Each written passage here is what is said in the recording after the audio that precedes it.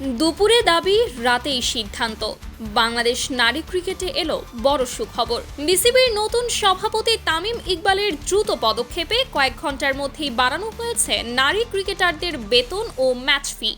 গত বুধবার কোয়ারের এক বৈঠকে নারী দলের নানা সমস্যা তুলে ধরেন সাবেক অধিনায়ক রুমানা আহমেদ। বেতন কাঠামো, সুযোগ সুবিধা এবং নতুন ক্রিকেটারদের আর্থিক সংকট সবকিছু মনোযোগ দিয়ে শোনেন তামিম ইকবাল।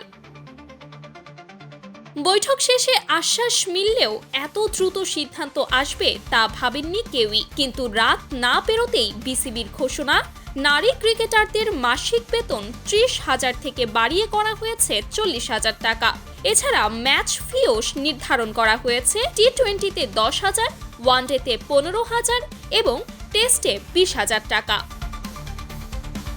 এই দ্রুত সিদ্ধান্তে উচ্ছ্বসিত ক্রিকেটাররা। রুমানা আহমেদ বলেন, এত দ্রুত সাড়া পাওয়া সত্যিই প্রত্যাশার বাইরে। শুধু বেতনই নয়, দীর্ঘদিন বন্ধ থাকা নারী প্রিমিয়ার লিগ চালুর দিকেও ইতিবাচক ইঙ্গিত দিয়েছেন তামিম। একজন সাবেক ক্রিকেটার হিসেবে তামিম ইকবালের এই সিদ্ধান্ত নারী ক্রিকেটে নতুন আশার সঞ্চার করেছে।